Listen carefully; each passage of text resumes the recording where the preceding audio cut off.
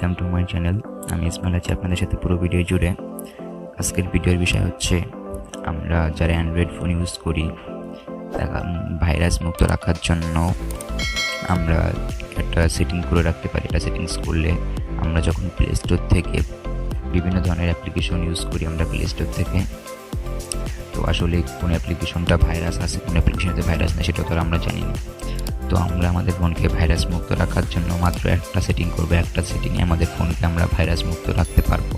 আর যদি কোনো অ্যাপ্লিকেশনে আমরা ইনস্টল করি তখন যদি কোনো অ্যাপ্লিকেশনে ভাইরাস থাকে তাহলে আমাদেরকে ফোনই বলে দিবে এটাতে ভাইরাস আছে কি নাই।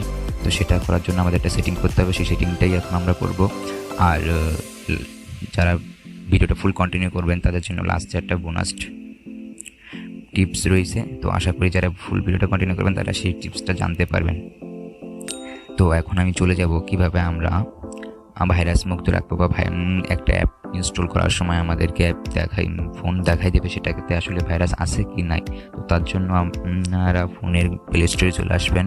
আসার পরে কারোর ক্ষেত্রে এই জায়গায় 3টা 3 লাইন মেনু থাকতে পারে, কারোর ক্ষেত্রে থাকবে না। তো আমার ক্ষেত্রে নেই, তাহলে আমি প্রোফাইলে ক্লিক করবো। জায়গায় দেখতে পাচ্ছেন প্রোফাইলে সবারই জায়গায় প্রোফাইল থাকবে, তো আপনারা প্রোফাইলে ক্লিক করবেন। প্রোফাইলে ক্লিক করার পরে এরকম ইন্টারফেস আসবে। আসার পরে এই জায়গায় দেখতে পাচ্ছেন প্লে প্রোটেক্ট, আপনারা প্লে প্রোটেক্টে ক্লিক করবেন। প্লে প্রোটেক্টে ক্লিক করার পরে একটু অপেক্ষা করবেন। অপেক্ষা করার পরে এই জায়গায় এরকম ইন্টারফেস আসবে। আসার পরে জায়গায় দেখতে পাচ্ছেন কোনায় সেটিংস, তো সেটিংসে ক্লিক করবেন। সেটিংসে ক্লিক করার পরে আপনাদের এই সেটিংসটা কারোর ক্ষেত্রে অন থাকবে, তো এরকম যদি অফ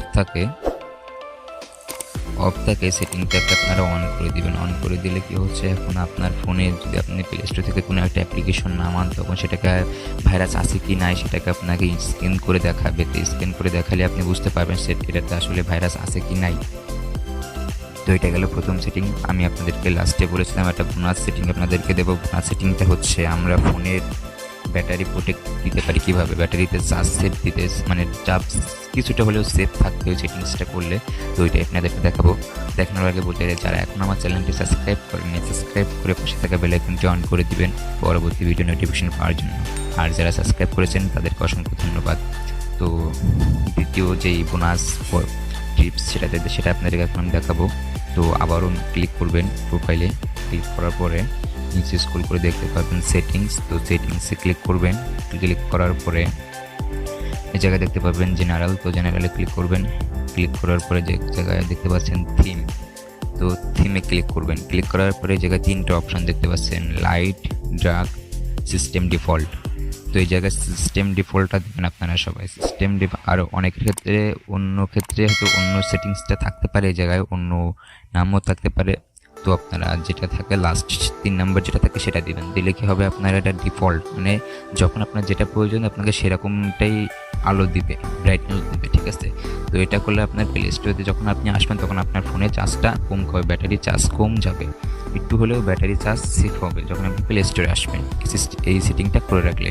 তো আশা করি ভিডিওটা ভালো লেগেছে, ভিডিওটা দেখে শিখতে পেরেছেন। আর ভিডিও যদি দেখে কোনো শিখতে পারেন, ভালো লাগলে কমেন্ট করবেন। আর লাইক তো মাস্ট। আজকে এই পর্যন্ত গেছিলো। তো ভালো থাকবেন, সুস্থ থাকবেন, আবার দেখাবেন নতুন কোনো ভিডিও।